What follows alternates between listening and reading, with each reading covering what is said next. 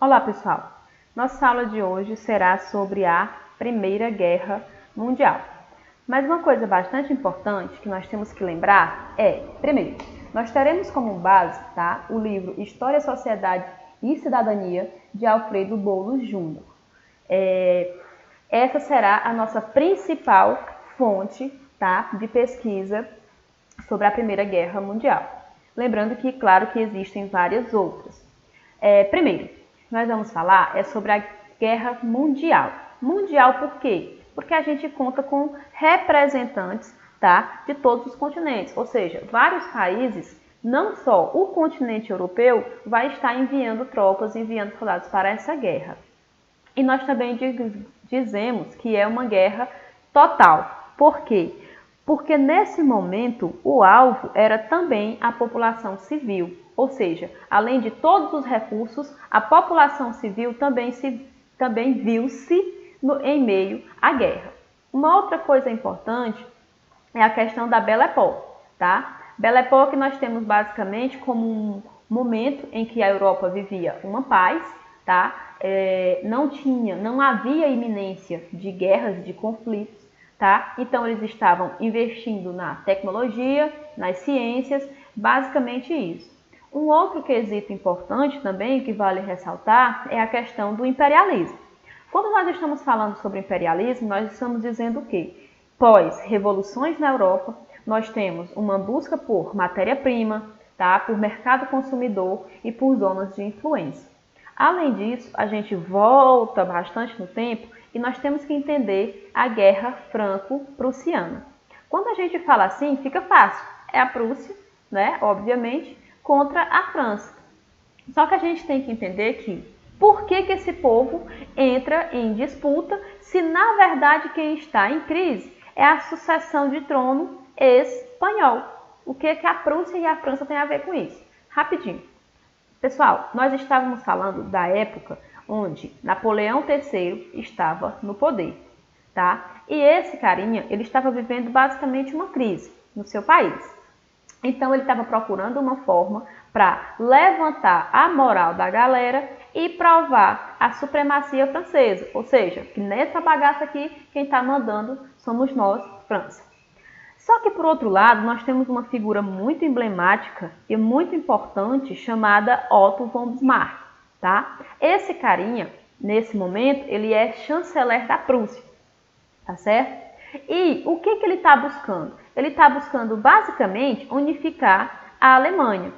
Pós-conflitos, que houveram na Europa, é bom pesquisar depois, ele queria unificar a Alemanha. E isso a gente vai chamar, basicamente, de pan-germanismo, Ou seja, só que ele queria, obviamente, arrumar uma forma de fazer isso. E para isso nós vamos ter a Prússia. A Prússia, que está nesse momento sobre o governo do Guilherme I, vale ressaltar isso aqui, Guilherme I, Porque mais à frente virá o governo do Guilherme II, mas aí já é outra coisa. Só lembra, nesse momento, Guerra Franco-Prussiana, nós estamos falando do Guilherme I, que ele vai estar à frente da Prússia. Então, o que acontece? Como é que a gente faz para tornar a Alemanha uma potência, A primeira coisa que a gente tem que fazer, unificar ela, Quando a gente vai unificar, a gente pode arrumar algum tipo de conflito, a gente pode bolar um plano, e com esse plano a gente vai fazer com que os povos germânicos, eles se unam em uma única causa. Qual seria esta causa?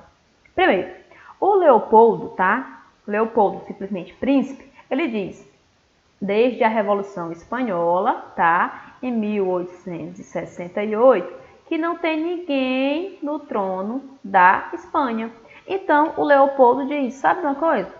Partiu Espanha. Só que a França, por sua vez, ela não acha que seria legal haver uma união, já que eles estão querendo levantar a moral, estão querendo ser supremos lá, não vai ser legal que eles façam, que os franceses permitam que haja essa união entre a Espanha, e a Prússia e, obviamente, a Alemanha com os povos germânicos. Então, o que acontece? Quando Leopoldo, ele diz que vai assumir o trono espanhol, a França dá um ultimato: você não vai. E ele diz: eu vou, e eu vou pedir ajuda a ninguém mais, a ninguém menos do que o Guilherme I, tá? Só que a França, ela declara guerra à Prússia e diz: não, vocês aí que estão pegando o bagaço todo, não vai, o Leopoldo não vai assumir. E o Guilherme diz que o Leopoldo vai assumir sim.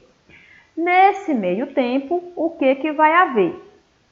Nesse meio tempo, a França declara guerra, tá? Com um exército de cerca de 200 mil soldados, e a Prússia diz: estamos sendo atacados, tá? É agora que a gente tem que se unificar. O nosso pan-germanismo tem que entrar em cena. Nós temos que nos organizar, nos juntar, nos fortalecer e nos unificar. E é exatamente isso que acontece. Nós temos a Alemanha unificada para lutar contra quem? Para lutar contra a França e, obviamente, com um exército de 400 mil soldados, cerca de 400 mil soldados, eles conseguem fazer isso rapidamente, obrigando, inclusive, ganhando a guerra, óbvio, e após isso, eles obrigam a França a assinar o Tratado de Frankfurt. E esse Tratado de Frankfurt vai fazer com que a França, além de ter que pagar uma indenização, ela ainda perde a região da Alsácia e Lorena.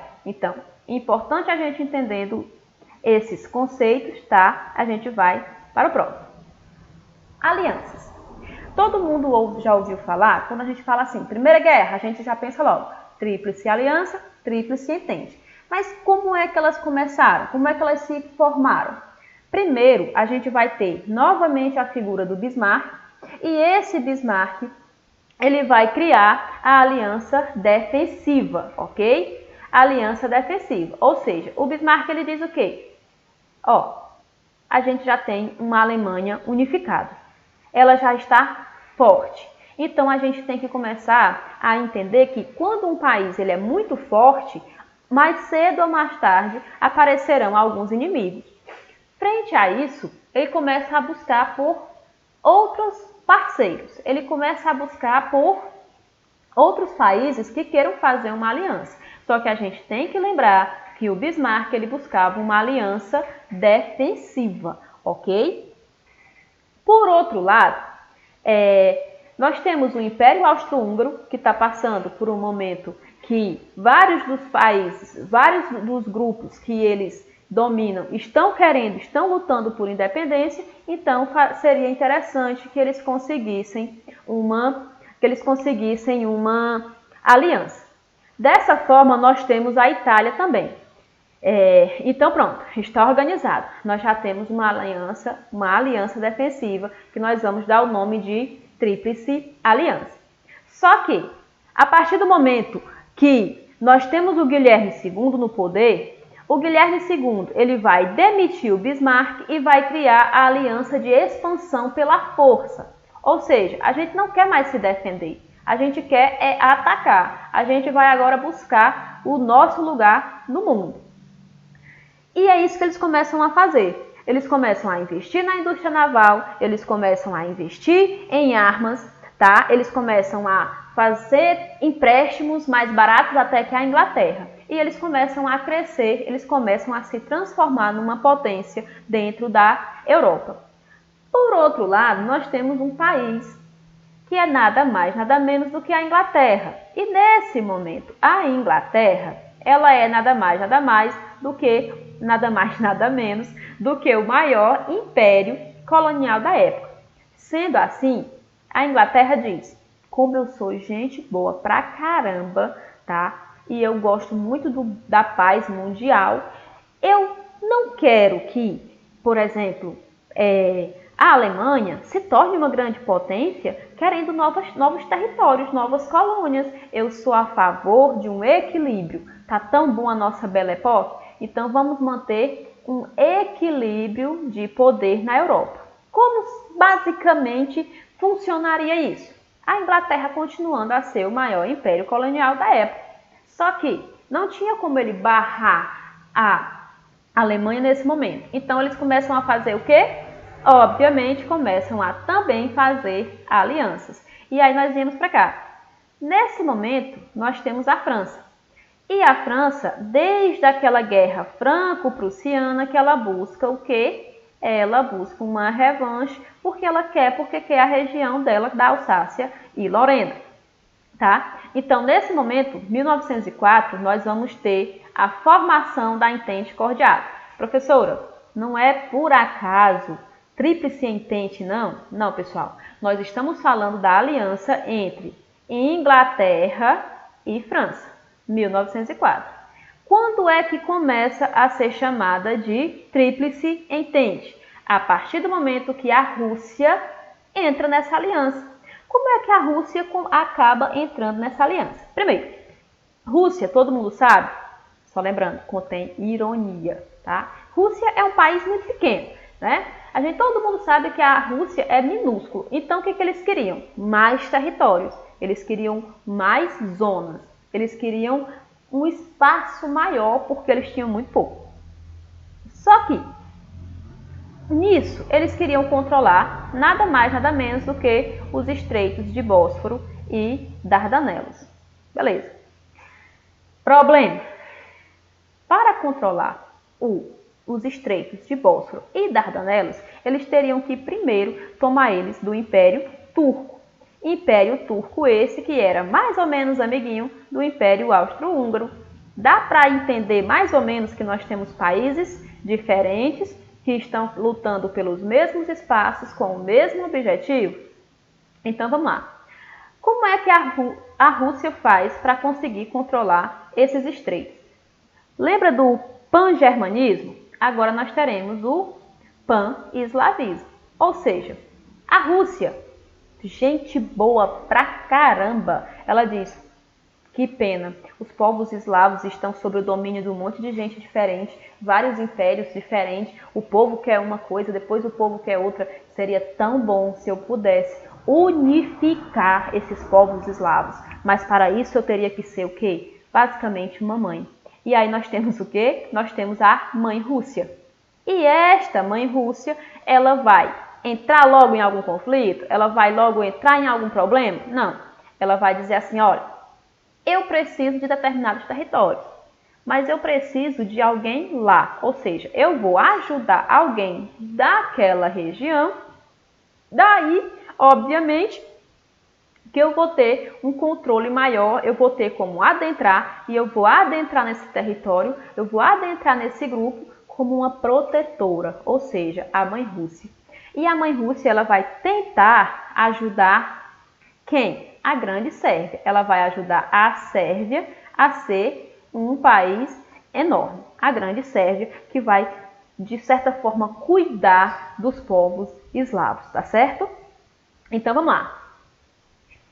Rússia ajuda a Sérvia, tá, a organizar as coisas. Por quê? Porque ela quer uma influência naquele território para que ela possa, mais à frente, conseguir apoio e controlar os estreitos de Bósforo e Dardanelos, que pertencem nesse momento ao Império Turco e também ao Império Húngaro, tá? O Império Austro-Húngaro. Então, vamos lá. Estes eslavos, ó povo cheiroso, tá? Estes eslavos, eles estão, que a Mãe Rússia e a Grande Sérvia querem tanto ajudar, eles estão sob o domínio húngaro e turco.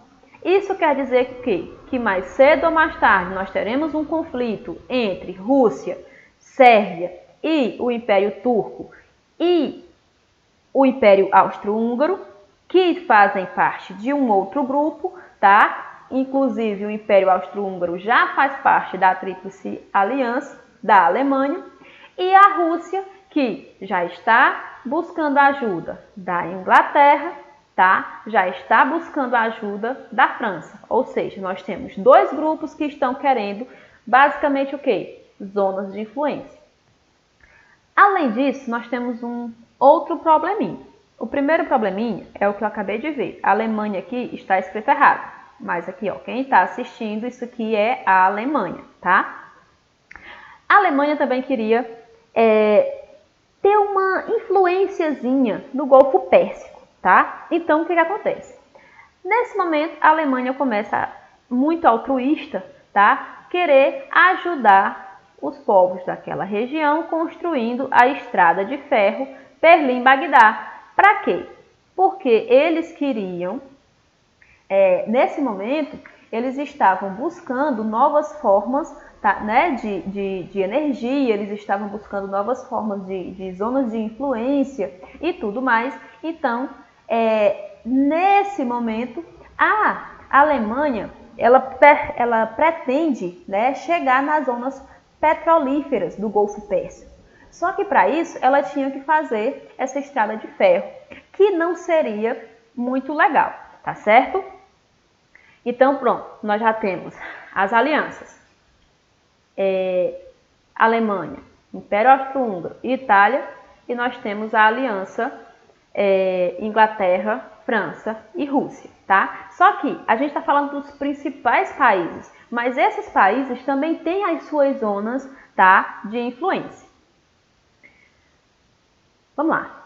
Até agora eu falei que existiam conflitos ideológicos, ou seja, eu quero aquele território, você quer aquele território, mas não existia necessariamente uma guerra, tá? O que existia? Uma preparação para tal.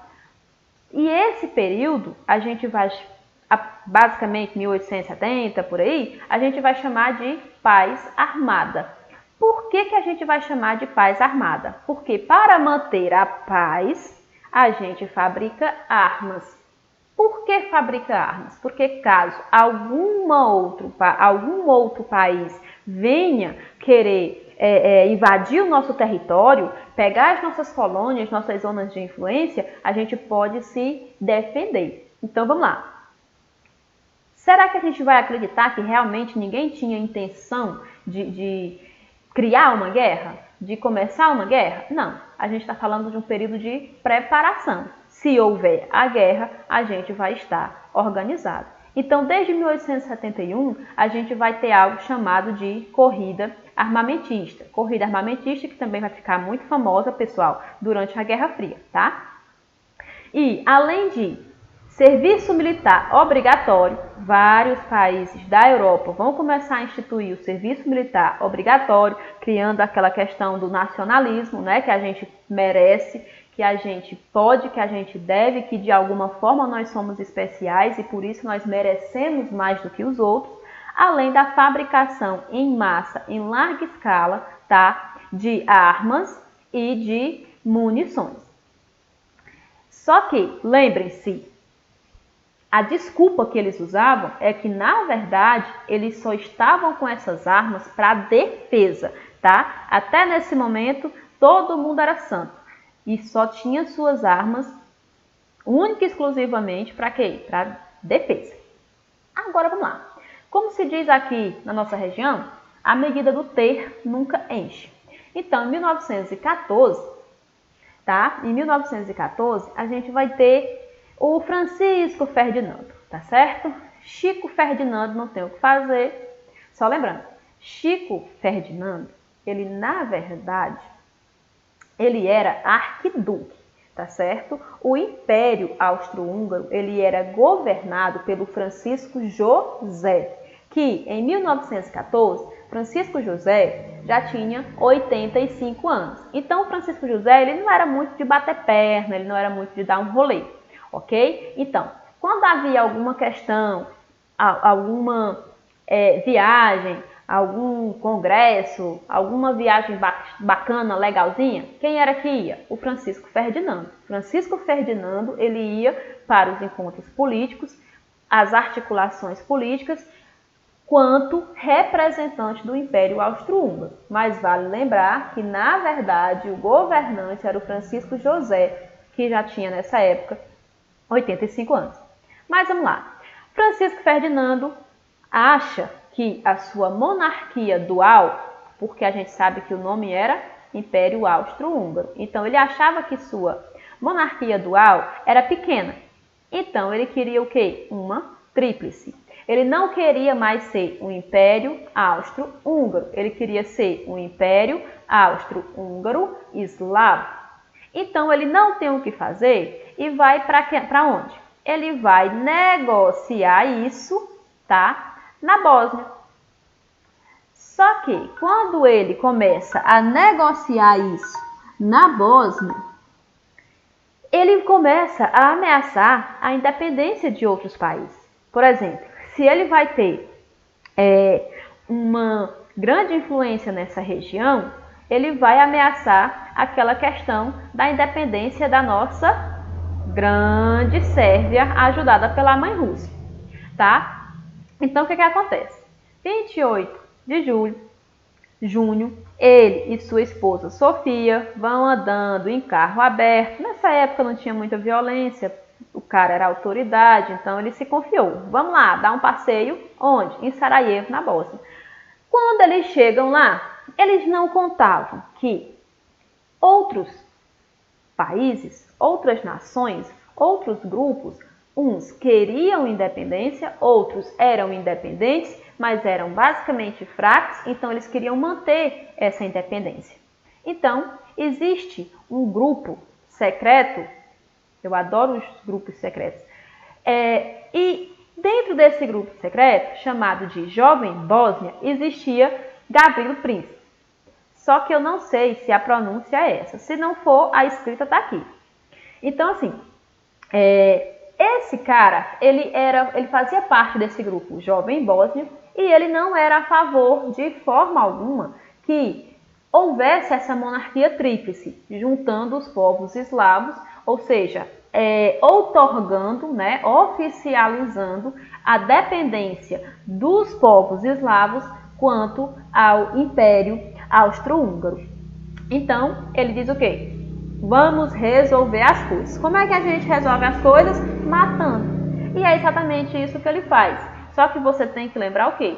Que a Jovem Bósnia, tá? Esse grupo Jovem Bósnia, eles lutavam não somente pela Bósnia em si, eles lutavam pelos povos eslavos. E esse povo, segundo o livro, eles eram, de certa forma, financiados ou influenciados, incentivados pela Sérvia, porque a Sérvia é que queria mandar nesse grupo, ok? E aí, vamos lá. Sabendo de tudo isso, Ferdinando partiu dessa para uma melhor, tá aqui, ó. Aqui é a prisão do príncipe, tá certo?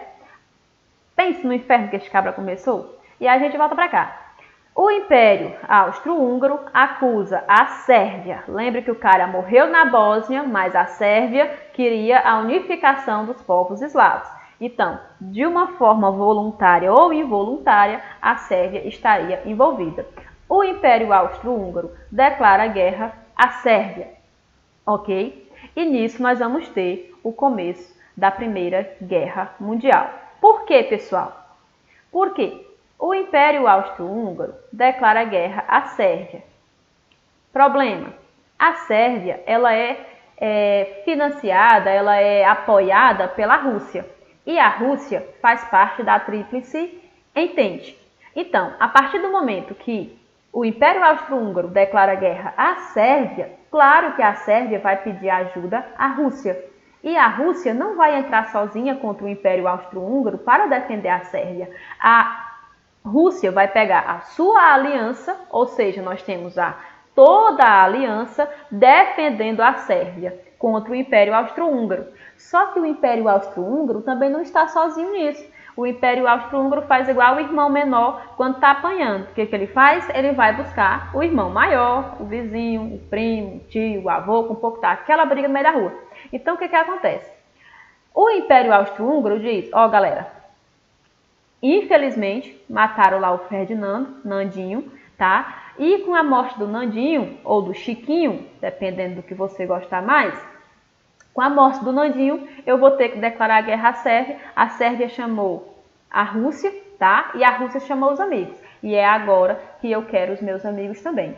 Imediatamente, a Alemanha entra para ajudar o Império Austro-Húngaro, porém, a Itália diz o quê? Epa! Quando me chamaram para essa aliança, o nome era Aliança Defensiva. Agora, quem declarou guerra foi o Império Austro-Húngaro. Então, eu pelo menos estou fora. Então, nós vamos ter inicialmente a Tríplice Aliança. Ela vai ficar defasada. porque a Itália não entra nesse momento quando estoura a guerra. Agora vamos aqui rapidinho para as fases da guerra. Primeiro, guerra de movimento, tá? A guerra de movimento, pessoal, ela começa ela vai durar de agosto a novembro com o plano Schinkel, tá certo? Que seria o quê? Esse plano seria, basicamente, a Alemanha iria invadir a França por duas alas, ou seja, eles iam cercar a Alemanha, eles iriam invadir ela por dois lados, ok? Problema, para entrar, tá certo? Na França, por duas frentes, eles teriam que passar pela Bélgica, tá certo? E nesse momento vai haver até esse ponto era tido como uma guerra rápida, ou seja, a gente pega aqui, cata um aqui, dá uns tapas ali mais na frente, né, dá umas voadoras por acolá e rapidinho a gente resolve a guerra. E é por isso que nós vamos ter a guerra de movimento, ou seja, vai haver uma grande movimentação das tropas. Com isso, cria-se esse plano e esse plano é atacar rapidamente a França em duas frentes. Uma dessas frentes seria na Bélgica. Só que a Bélgica ela começa uma resistência. Lembrando que resistência tem acento. Eu aqui não coloquei aqui. Resistência, tá? Resistência belga. Inclusive, nós teremos a resistência da própria população. Ou seja, a população não quer que os alemães adentrem seu território para poder chegar rapidamente na França. Além disso, nós sabemos que a França não está sozinha. Tá? Nós sabemos que rapidamente a Inglaterra vai ajudar. E quando a Inglaterra ajuda, o projeto, né, da Alemanha de atacar rapidinho, ele murcha, tá? Dá uma murchada e começa uma outra fase da guerra, que seria a fase da guerra de trincheiras.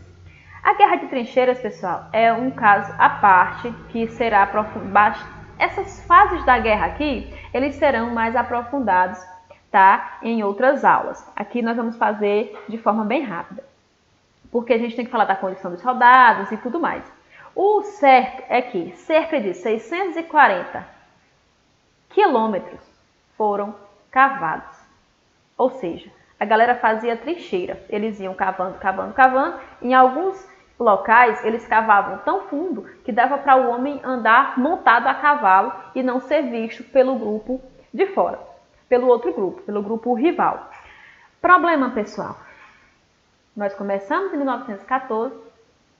Em 1915, a França, nesse modelo de guerra de trincheira, ela tinha ganhado cerca de 5 quilômetros, custando cerca de 1 milhão de vidas. Então, nós podemos ter essa área como uma das áreas mais caras do planeta em toda a história da humanidade, né? Porque nós teremos uma conquista, na guerra, nós teremos uma conquista de 5 quilômetros a cerca de 1 milhão de vidas. E isso realmente é muito trágico. Na frente oriental, tá? A Alemanha estava indo bem, porque ela ia contra os russos. E digamos que os russos, eles não tinham lá, eles tinham um número muito grande, tá? Eles tinham um número muito grande o exército era muito grande, mas era precariamente armado. E a Alemanha já estava se organizando desde muito tempo para entrar, não para entrar numa guerra, né? Para se defender em caso houvesse alguma guerra. Então a Alemanha ela tinha bons estrategistas, ela tinha tropas bem treinadas e um serviço também de escuta telefônica. Ou seja, se eu consigo interceptar o exército inimigo, fica fácil de eu saber qual será a movimentação deles, qual será a estratégia deles e assim eu posso organizar as minhas estratégias. Então vamos lá. Onde a Rússia estava? A Alemanha estava na frente da França, eles estavam nesse impasse na guerra de trincheira, né? Na frente oriental, a Alemanha ganhava contra os russos, beleza. Só que na Ásia e na África, lembrando que, pessoal, a guerra ela não necessariamente ela acontece só na Europa. Por quê? Porque lembra das zonas de influência? Então, lá naquelas colônias, alguns grupos eles começavam a se revoltar, eles começavam a se organizar, eles começavam a ver a oportunidade de buscar por novas zonas de influência.